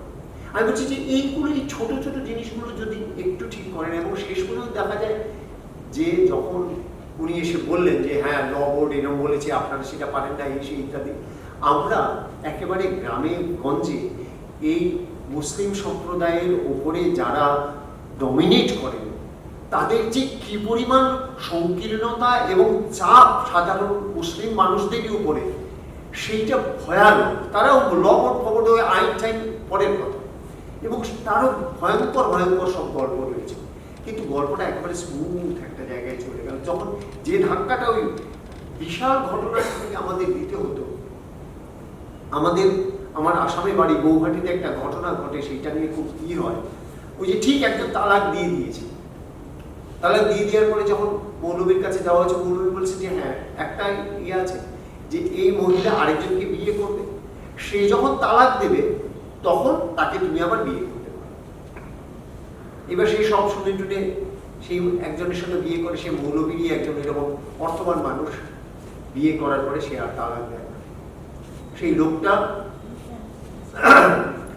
ওই বাড়ির সামনে এসে বসে থাকত, তার স্ত্রীও ওই অবস্থা। এইটা হচ্ছে রিয়ালিটি। অত সহজে আমরা ওই শোষণ, ওই রকম চাপ, ওইটা আমরা ভাবতেও পারবো না, এত সহজ না। তাহলে অনেক শুধু ল পাস করে আমাদের সমস্ত কিছু। এইটা খুব যত্ন সহকারে এত সুন্দর ভাষায় বলেছেন, মানে সুন্দর ভাষা মানে ভাষার উচ্চারণ এত সহজ, আমাদের মনেই হচ্ছিল না যে এরা বাঙালি। আমার মনে হচ্ছে সাউথ কোরিয়া থেকে কোনো একটা অন্য কোনো ওই কিছু একটা কমিউনিটির মানুষজন এসছেন যারা হিন্দিতে কথা বলে। আমরা তাদের কাছ থেকে আরেকটু মানে কি বলবো, ভেবে চিন্তে যদি কাজটা করে, আমাদের অনুরোধ সেটা। উত্তরপাড়া ইউনিট থিয়েটার বর্ণায়ন করেছেন শাহজাদ ফিরদৌসের গল্প থেকে, শাইলক বলে শাহজাদ ফিরদৌসের গল্প, সেখান থেকে ওরা করেছেন। আমাদের বেশ বেশ ভালো লেগেছে গল্পটা। কিন্তু কখনো কখনো কোনো কোনো জায়গা, যখন সুরাইয়া একদম শুরু যখন হয়, অনেক রাত হয়ে গেছে, এই আছে সেই আছে, সুরাইয়া যখন কাপড় যখন জামা ভাঁজ করছে অত রাতে, তখন দুটো খুবই সামান্য কাপড় জামা ভাঁজ করে। এইটা আরেকটু অন্য কি করা যায় যদি ভাবেন, কারণ স্বামীর জন্য অপেক্ষা করছে, অত রাত হয়ে গেছে, বাবা আসছেন বারবার, এবং সেই ওদের আশাটা বা মঞ্চ যেভাবে সাজিয়েছেন। আর সবচেয়ে সহজ কথা, যে কথাটা আমরা আজকেও কালকেও আমরা বলেছিলাম, যে অভিনেতা চান অভিনয় না। অভিনেতা সম্পর্কে বলা হয় B truthful in an imaginary world. একটা কল্পনার জগতে তুমি যতদূর পারো সত্য হয়ে ওঠো, তাহলে তোমার এটা অভিনয়। আর আমরা যখনই অভিনয় করতে যাই তখন গন্ডগোলটা করি। কিন্তু এই নাটকটা যখন দেখছিলাম তখন মনে হচ্ছিল না যে বাবার আব্বু যিনি করছেন বা যারা করছেন তারা অভিনয় করছেন। কিন্তু কতগুলো শব্দ, যেমন গ্রাসাচ্ছাদন, এই গ্রাসাচ্ছাদন শব্দটা খুব অনিষ্ট একটা শব্দ। যেখানে আমরা জলকে পানি বলি, সেখানে গ্রাসাচ্ছাদনের মতো কথা, প্রশ্নহীন অন্ধ আনুগত্য, এইসব এত ভারী ভারী শব্দ, সেগুলো আমরা অন্য কথায় বলতেই পারতাম। কিন্তু তখন লেগে যায় ওইখানে যে চরিত্রটা বলছে, শব্দ তো তার জীবন থেকে উঠে আসে।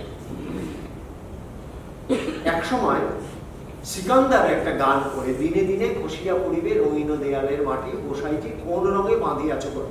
এই উপলব্ধি যদি সিকান্দারের হয়, তা সে কর্পোরেটের কাছ থেকে টাকা নেয় না। কারণ জীবন যে অনিত্য, এইটাই হচ্ছে গানের মূল কথা। তো সিকান্দারে যদি সেটা উপলব্ধি হয়, তাহলে সে কর্পোরেটের কাছে বিক্রি করবে। এটা আব্বু গাইলে ঠিক আছে, পরিচালক নিশ্চয়ই আরেকবার ভাববেন যে এই গানগুলো যখন আমরা বলছি, তখন সত্যি আরেকটু যদি তারা ভাবেন, তাহলে আমরা একটা খুবই ভালো এবং জরুরি একটা বিষয় আমরা দেখতে পেতাম। হলদিয়া প্রতিধ্বনি, খুব দ্রুত বলছি, আপনারা মার্জনা করবেন, আপনারা সব প্রত্যেকের কাছেই অনেক কিছু শিখেছি এক একটা নাটক থেকে। হলদিয়া প্রতিধ্বনি নাট্য সংস্থা ফুলফুটার শব্দ। এই নাটকটাতে একটা অদ্ভুত লাগছিল যে যারা অভিনয় করছেন, আবারও বলছি, তাদের দেখে মনে হচ্ছিল যে তারা দর্শকের সামনে অভিনয় করছেন না, নিজেরাই অভিনয় কথা বলছেন এবং এমনভাবে বলছেন যে প্রত্যেকটা জায়গা আমাদের মনে হচ্ছিল যে সত্যি অভিভূত হওয়ার মতো অভিনয়। আমরা বিশেষত কঙ্কন চরিত্রে স্বপন পট্টনায়কের অভিনয় আমরা যখন দেখি, আমরা সাধারণত দেখি যে কোনো একটা অভিনয় যখন চলে, অভিনেতার কথা থাকে না, সে চুপ হয়ে থাকে, কিন্তু এইখানে এই চুপটাও একটা সরব নৈশব্দের ভেতর দিয়ে গেছেন, সেইটা আমাদের কাছে একটা নতুন পাওয়া হয়েছে। তবে একটা কথা বলি, সেটা হলো যে এরকম নাটকে না ছেলে মেয়েকে ইংলিশ মিডিয়ামে পাঠানো, বৃদ্ধ বাবাকে বাড়ি থেকে তাড়িয়ে দেওয়া, সবসময় মায়েরা ভিলেন হয়, সবসময় মহিলা চরিত্রটি একমাত্র, সে ছেলেকে এরকম করে সংসারে অশান্তি আনে, শাশুড়ি মাকে পাঠিয়ে দেয়, এই সেই আমাদের হিন্দি সিনেমা সেই ওই উঁচুটে শাশুড়ি বা বৌমাদের। বাবার কোনো কথা থাকে না, বাবা সেই জায়গাটায় চাপ, মানে বাবাকে মনে হয় সদাশিবের মতো, আর বৌমা সমস্ত গন্ডগোলগুলো পাঠিয়ে দিচ্ছে। এইটা একবার আর কি ভেবে দেখবেন। এই যে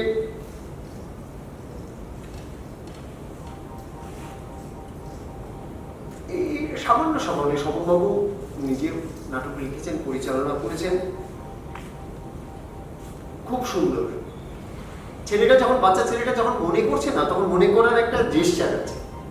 আপনি একটু চাইল্ড সাইকোলজি, যদি ওরা এসে থাকে, একটু চাইল্ড সাইকোলজিতে দেখবেন বাচ্চারা কিন্তু এইভাবে মনে করে না। তার কারণ এইটা আমরা বড়রা করি, শিশুটি কিন্তু সে চারদিকে তাকায়, মানে ও ভাবে কেউ এসে ওকে বলে দেবে। আমরা বড় হতে হতে এই ভাবনাটা পাল্টে দেবে। এটা চাইল্ড সাইকোলজির বেসিক একটা জায়গা, ভেবে দেখবেন। আর আমরা এইটা আপনাদের কাছে প্রত্যাশা করাও, মানে যারা যারা ওই রকম দূরে দূরে গিয়ে করেন, রঞ্জন বা সমীর দা আমাদের বলবে যে তুমি তো করো না, তুমি কি বুঝবে, কিন্তু যখন বিছানাটা থাকে না, তখন বিছানার উপর আরেকটা কিছু দিলে ভালো, নাহলে বেড কাভারটা সরে গেলে কাঠটা বিচ্ছিন্ন দেখা যায়। গোটা নাটকটার এত সুন্দর জিনিস, কিন্তু মাঝে মাঝে এমন কতগুলো জায়গা হচ্ছে, যেমন টিচার এসে বললেন যে হ্যাঁ ওর ড্রয়িং এর তা উল্টে পাল্টে দেখছিলাম। সত্যি উল্টে পাল্টে দেখছিলেন? ওইটুকু সময়ের মধ্যে কতটুকু দেখছিলেন? কাউন্সিলরকে আরেকটু বোধহয় শক্ত সমর্থক করা দরকার। আর যখন আত্মার ব্যাপারটা চলে গেল না, তখন যে রিয়ালিটির একটা গুরুত্ব ছিল সেটা যেন একটু ডাই ডাউন হয়ে গেল। শেষে স্কুলের মিটিংয়ের শব্দটা দূর থেকে আসে, সেই দূর থেকে আসার সময় সেটা আমরা শুনতে পাই যে স্কুলটা কত দূরে সে যায়। এইগুলি ভাবা না হলে সত্যি আমরা একটা এমন দেখি যে আমরা বুঝতেই পারিনি কতক্ষণ, মানে কত দ্রুত নাটকটা বেরিয়ে চলে গেছে। প্রতিধ্বনিকে আমাদের মানে এইটা টিচারক বাদ দিয়ে এমনি একজন নাটকের মানুষ হিসাবে তাকে দলকে আমরা, মানে আমি অন্তত আমার কৃতজ্ঞতা জানাই। সত্যি অনেকদিন বাদে খুব ভালো একটি অভিনয় দেখেছি। শেষ করে দিচ্ছি। চুপ দরজাটা দেখলাম, বর্ধমান গ্রাফ সোসাইটি করেছেন, তারা প্রায় ন্যাশনাল লেভেলে তারা ঘোরাফেরা করেন, ওই জন্য ওদের ইয়েটাও কাস্ট লিস্ট পুরো ইংরেজিতে, মানে বিভিন্ন জায়গায় পাঠাতে হয়, তো ভালো। এখন যেটা হলো সেটা হচ্ছে যে অথচ সংযুক্তা বলে একটি বিখ্যাত নাটক আছে, এটি পূর্ণাঙ্গ নাটক। কারণ পূর্ণাঙ্গ নাটকে যে বিস্তারে খেলা হয়, আমি যদি তাকে ছোট পরিসরে ধরতে চাই, তাহলে সেই বিস্তারটাকে আত্মস্থ করে নিয়ে এমন একটা নাটক তৈরি করতে হবে যেটা সম্পূর্ণ। না হলে যেটা হয়, কতগুলো খোঁজখাঁজ রয়েই যায়, যার উত্তর বড় নাটকটাতে ছিল, ছোট নাটকটাতে ধরতে পারি, তখন মুশকিল হয়ে যায়। দেখুন, সাধারণ একটি যুবক, এবং নাটকটা কত সাল, কখন, ধরুন 72-74 সালের নাটক, যা ইতিহাস আমরা দেখি। টেরিবাবু স্বদেশী করতেন, যে যুবকটা এসে যে সময়ের কথা বলে সেটা একেবারে 70 দশকের গোড়ার দিকের কথা, এবং সেইখানে এসে সে ঢুকে পড়ে, এবং ঢুকে পড়ে যে জায়গাটা, সেই জায়গাটা আমরা চিনি টেরিবাবুর। এবং তিনটে, এই যে চুপ দরজাটা, মানে এই ঠক শব্দটা তিনজনকেই তিনভাবে আতঙ্কিত করছে, এইটা ওই নাটকটা, বড় নাটকটার একটা বৈশিষ্ট্য, এবং ছোট নাটকটাকে আমরা সেইভাবে দেখি। কিন্তু মুশকিল হয় মুশকিলটা হচ্ছে যে যখন যিনি অভিনয় করেছেন যে যুবকটি, সেই যুবক যখন পাশের ঘরে কথা বলছে, আর সে তো লুকিয়ে পড়েছে পাশের ঘরে, এইখানে যখন কথা বলছে তখন যুবকটিকে আমরা দেখি যে সে যেন খুব উৎকর্ণ হয়ে শুনছে বা দরজার ফাঁক দিয়ে শুনছে। আমি যদি সত্যি একজনকে খুন করে আসি, আমার চেষ্টা থাকবে কতক্ষণ নিজের কাছেই নিজেকে লুকোতে পারি। তার এই যে ঔৎসুক্য, তার এই যে দেখার একটা আগ্রহ বা পর্দা ফাঁক করে শোনে, সে বিপদে পড়ে যাবে ভয়ে। এখন নাটকের স্বার্থে তাকে দেখাতে হচ্ছে, সেই দেখানোটা আমরা কিভাবে দেখাবো সেটা পরিচালক মাঝে মাঝে এটা ভাববেন। প্রত্যেকের কথাই যখন প্রায় সলিলকের মতো বলছেন ওরা, তখন একজন যখন কথা বলছেন তখন বাকি যে দুজন চরিত্র রয়েছে তাদের চলাফেরা ইত্যাদিগুলো সত্যি সত্যি বাস্তবসম্মত হচ্ছিল কিনা, বা শুধুই শোনার জন্য শুনছিলেন, সেইগুলো একটা বিষয়। আর ৭২ সালে যে কারণে চাকরি চলে যায় একজন মাস্টারমশাইয়ের, যে শাস্তি দিয়েছিলেন, খাতাপত্র কড়াভাবে দেখেছিলেন, ৭২ সালে এইরকমভাবে চাকরি যেত বলে আমাদের ধারণা নেই। সেইটা ওই নাটকটায়, মূল নাটকটায় যখন আমরা দেখি তার একটা ব্যাখ্যা ছিল, সেই ব্যাখ্যাটা এইখানে আমাদের কাছে কিন্তু স্পষ্ট হয় না। কিন্তু আমরা দেখেছি যে তারা মঞ্চকে যেভাবে ব্যবহার করেছেন, মঞ্চের সমস্ত জিনিসপত্রকে ব্যবহার করেছেন। হয়তো ডিরেক্টরকে চিনি বলেই বলছি যে এই ঘরটা, মাঝখানের যে ঘর হয়েছিল সেই ঘরটা দিয়ে সবাই যাতায়াত করে, যুবক লুকিয়েছিলেন ওই ঘর, ভেতরে গান বাজনা চলছিল এইখানে। তাহলে যে টেরিবাবু খাবার নিয়ে আসেন সেই খাবারটা রেখেছেন এইখানকার টেবিলে, তাহলে খেতে হলে যুবককে এইখানে আসতে হবে। একটা বিপজ্জনক জায়গায় যুবকটিকে আমি তো খাবারটা ভেতরেও দিতে পারতাম। আমি বলছি যে এই যে চিন্তাগুলো, যে কখন একটা চরিত্র বিপদে পড়ে যাবে বা তার জায়গা থেকে সেইখানে আসতে পারে না, সেইটা আমাদের বোধহয় আরেকটু ভাবা দরকার ছিল। শ্যামবাজার নাট্যচর্চা কেন্দ্র, না এবার দ্রুত যাব, শ্যামবাজার নাট্যচর্চা কেন্দ্র নবজাতক করেছেন, তারা আমাদের যারা অভিনয় করেছেন তারা আমাদের খুব শ্রদ্ধার মানুষ, বয়সে আমাদের অনেক ছোট, কিন্তু তাদের নাটক দেখে আমরা শিখি। কিন্তু মুশকিল হয় যে খুঁটিগুলো নড়বড়ে হলে ছাদ যতই ভালো সেটা কোথাও না কোথাও গেলে যাবে, টেক্সটটাই কোথাও না কোথাও যেন একটু নড়বড়ে ভাব আছে। মানে ওই আর কি, একটা সমস্যা আসবে, সেই সমস্যাটাকে সমাধান হবে বা হবে না, সেইটা অভিজ্ঞ পরিচালক এবং অভিনেতা তারা ভেবে দেখবেন। কিন্তু যেটা হয়, যে জন্য বলছিলাম লজিকটা, সেটা হলো যে আপনারা বাকি ইতিহাস পড়লে দেখবেন, বাকি ইতিহাস নাটক যখন বাদল সরকারের নাটক চলছে তখন অনেকগুলো তথ্য আমরা জেনে যেতে থাকি নাটকের ভেতর দিয়ে যেতে যেতে। কিন্তু কখনো কখনো এখানে হয় ধরুন 25 বছর ঘর করেছেন স্বামী স্ত্রী, আজকে উনি বলছেন জানো তো ছোটবেলায় বাবা মাকে হারিয়েছি, আমার বড় কষ্ট। আরে 25 বছরে এই কথাটা বলার আর সুযোগ হয়নি। আসলে দর্শককে জানাতে হবে, দর্শককে আমি কিভাবে জানাবো সেইটা হচ্ছে নাটককারের মুন্সিয়ানা বা পরিচালক সেটাকে কিভাবে করবেন।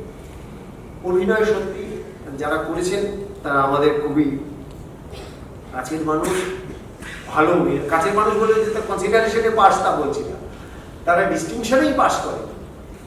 এবং তাদের কাছে আমরা যে মায়ের ভূমিকায় অভিনয় করছি সে নিতান্ত শিশু বলা যায় আমাদের বয়সের হিসেবে, কিন্তু সে যে এত ভারী একটা চাপ নিতে পেরেছে, আমরা আশা করছি ভবিষ্যতে তার কাছ থেকে আরো ভালো ভালো কাজ পাবো। এই তাদেরকে আমাদের শ্রদ্ধা কৃতজ্ঞতা জানাই। আমাদের প্রায় শেষ বোধহয় মেনে এনেছি। এবার দূরবীন নাটক, দূরবীন নাটকের যাই না বাংলা 103টে রজনী অভিনয় করেছেন। আমরা দেখেছি নাটক হিটলারের কনসেন্ট্রেশন ক্যাম্পের বা ওই সময় নাৎসিদের অত্যাচারের, এবং জানুস কর্চাক বলে যে চরিত্রটি, তার নারায়ণ সান্যালের একটা উপন্যাস আছে, ফিল্ম আছে, ইউটিউবে দেখে নিতে পারেন, প্রচুর ইনফরমেশন আছে, বিভিন্ন জায়গায় অভিনয় হয়েছে, আমাদের এখানেও কর্চাককে নিয়ে নাটক হয়েছে। এই যেটা বলার ছিল, যদি আপনাদের সঙ্গে কথা হয় বলবেন, জানুস কর্চাক ছিলেন একজন সাইকিয়াট্রিস্ট, একজন ভায়োলিনিস্ট, একজন ডাক্তার তো বললামই, একজন ভালো গল্পকার যেটা আমরা নাটকে দেখেছি, এবং অত্যন্ত শক্ত মনের একজন মানুষ, খুব শক্ত। এবং যিনি ওই ঘেটোটা করেন, সেই যুব বাচ্চাদের নিয়ে এসে ওইখানে রাখেন এবং শেষ পর্যন্ত গ্যাস চেম্বারে সবাইকে মেরে ফেলা হয়। বাস্তব যেটা সেটা হলো যে এই মানুষটা আন্তর্জাতিক স্তরে এমন একটা জায়গায় ছিলেন যে নাৎসিদের একেবারে উপরের স্তর থেকে কারজাকের কাছে প্রস্তাব এসেছিল যে আপনি চলে যান, এই জু বাচ্চাদের জন্য আপনাকে কিছু ভাবতে হবে না। কারজাক জানেন, উনি একই সঙ্গে গ্যাস চেম্বারে গিয়েছিলেন এবং উনি ডাকঘর অভিনয় করেছিলেন। মুশকিল যেটা হলো সেটা হলো কারজাক চরিত্রে আমরা জানি যে চরিত্রটা নির্মাণ করা হচ্ছে সেই চরিত্রের জায়গায় থেকে যে সে খুব ভয় পেয়ে যায় এবং সত্যি কেবল আতঙ্কগ্রস্ত অবস্থায় থাকে, আশ্রয় দেয়, কিন্তু সেটা খুব একটা আতঙ্কের জায়গা থেকে। কিন্তু কারজাক ওরকম ছিলেন না। এখন সত্যি যদি দেখা যায় যে কারজাক এরকম ছিলেন না, তাহলে যদি আমি না জানি তাহলে এই নাটকটা আমার কাছে কেমন? তখন একটা খটকা এই ডাকঘর নাটকটা আমার মৃত্যুকে জয় করার কথা বলে, মৃত্যুকে মানে কি বলবো সহজভাবে নেবার কথা বলে। ওই যে যেখানে ওরা নাটক করছে না, যে ক্রৌঞ্চ দ্বীপের কথা বলে, যেখানে পাখিগুলো শুধু গান করে কিছু করে না, পাহাড়ের উপর থেকে ঝড়টা নেমে এসে পাথরে টুংটাং টুংটাং শব্দ করে জল, এই যে কথাগুলো বলছেন মানে এমন একটা পৃথিবীর কথা বলছে যে পৃথিবীটা আনন্দে এবং সেইটা খুব শক্তিশালী একটা মন আছে, তেমন মানুষ এই স্বপ্ন দেখা। কিন্তু কারজাককে আমরা যখন দেখেছি তিনি নিজেই যেন ভেতরে কুঁকড়ে আছে, তখন ডাকঘর নির্মাণ করা এবং ওদেরকে দিয়ে অভিনয় করানো সেই দুটোই আমাদের কাছে অনেক বেশি অবাস্তব বলে মনে হয়। এবং একেবারে শেষে এটা বাস্তবতাও তাই ঘটেছিল যে ডাকঘর নাটক করার পরে বাচ্চারা এমন উৎফুল্ল হয়েছিল, একেবারে শেষ দৃশ্যটা নারায়ণ সরকারের উপন্যাসেও আছে, ফিল্মেও আপনারা দেখবেন, বাচ্চারা সেই ডাকঘরের গান গাইতে গাইতে নাচতে নাচতে কারজাকের সঙ্গে যাচ্ছে গ্যাস চেম্বারে।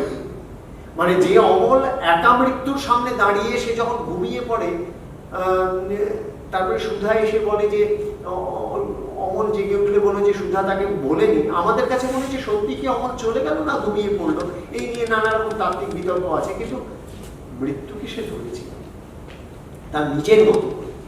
সেই জোর যার আছে সেই কারজাক নিজে এত আতঙ্কিত হবে, এইটা আমাদের কাছে এক ধরনের একটা প্রশ্ন মনে হয়েছে। সেইটা পরিচালক ভেবে দেখবেন। মুক্তমনন স্পিড প্রযোজনা পান্ডু, সুব্রত কাঞ্জিলালের লেখা। বেশ, এখন আমরা একজন নাটককারকে দেখি। আচ্ছা, এইখানে এই আর এটা বিস্তারিত বলছি শুধু একটা বলে, একজন গল্পকার বলে এখানে লেখা আছে। গল্পকার হচ্ছেন তিনি যে গল্পটা লিখবেন এবং অভিনয় করবেন। যা অভিনয় হবে সেইটা যদি আমি বলি তাহলে আমি তো গল্পকে আমি ন্যারেট করছি, তাহলে কথাকার হতে পারি, আমি সূত্রধার হতে পারি, কিন্তু আমি যদি গল্পকার হই তাহলে আমি চরিত্রগুলোকে ঠিকঠাক জায়গা মতো দিয়ে দেবো। আর যা যা বলার, যেমন যে বিষয়টা নিয়ে হয়েছে সেই বিষয়টার মধ্যে গন্ডগোল হচ্ছে যে এইটা আজকে খুব একটা কি বলবো খুব স্বাভাবিক বিষয় হয়ে দাঁড়িয়েছে। মানে কি বলবো, বায়োলজিক্যাল সায়েন্স যতই গিয়েছে তত এটা খুব স্বাভাবিক বলে দাঁড়িয়েছে, কিন্তু এই সায়েন্সটা আরো বেশি করে আর একটু গভীরে গিয়ে জানা দরকার। কারণ যদি সত্যি কোনো কাউকে ওভাম বিক্রি করতে হয় তাহলে তাকে মাসে 4-5 বার বা অনেকবার, ওইটা অসম্ভব। এইটা বায়োলজিক্যালি গন্ডগোল। এখন আমি এই একটা খুব কি বলবো ক্যাচি ইস্যু যদি সেইটাকে নিয়ে যখন এইটাকে নিয়ে একটা বড় নাটক হতে পারতো। আর মুশকিল যেটা হয় কখনো কোনো চরিত্রকে আমার ইচ্ছে মতো, যে ভদ্রলোক আসেন প্রথম যখন আসেন শাশ্বতী দেবীর বর হিসেবে যিনি আসেন, তিনি প্রথম যখন আসেন আমাদের কাছে তাকে অনেক বেশি রুচিবোধ সম্পন্ন মনে হয়, কিন্তু শেষে যে প্রস্তাবটা আসে তখন ওই মানুষটা যেন, হ্যাঁ এক একটা মানুষের প্রবল একটা পরিবর্তন হতেই পারে, কিন্তু যে পরিবর্তনটা হলো সেই পরিবর্তনটা এই মানুষটার ক্ষেত্রে অহেতুক। কারণ কিছুক্ষণ আগেই উনি বলেছেন যে শাশ্বতীকে আমি খুবই ভালোবাসি, ওকে ছেড়ে আমি থাকতে পারবো না। ফলে কখনো সংলাপ তো একটা ছবি তৈরি করে এক একটা মানুষের। নাটকের ক্ষেত্রে দেখা যায় যে ছবিটা আমরা দর্শক হিসাবে তৈরি করি সেটা যদি বারবার ভেঙে যেতে থাকে তখন আমাদের কাছে চরিত্রটার পূর্ণ ছবি একটা হয়। আর আমরা এক নাটক যখন দেখি তখন তো একটা অনেকগুলো বা একটা সম্পূর্ণ ছবি দেখার জন্যই আসি, সেইগুলো কখনো মেলে কখনো মেলে না। যখন মেলে না কষ্ট হয়, সম্ভাবনা থাকে, তখনই আপনাদের কাছে অনুরোধ, এই সম্ভাবনাগুলো আপনারা একবার ভেবে দেখবেন। আমরা আরো অনেক কিছু আপনাদের কাছ থেকে পেতে পারি। সবাইকে অনেক অনেক নমস্কার, ধন্যবাদ, কৃতজ্ঞতা। আমরা অতগুলো নাটক দেখলাম বলে, আর তার চেয়েও বড় কৃতজ্ঞতা আমার পক্ষ থেকে এতক্ষণ আমার কথা শুনেছে। নমস্কার।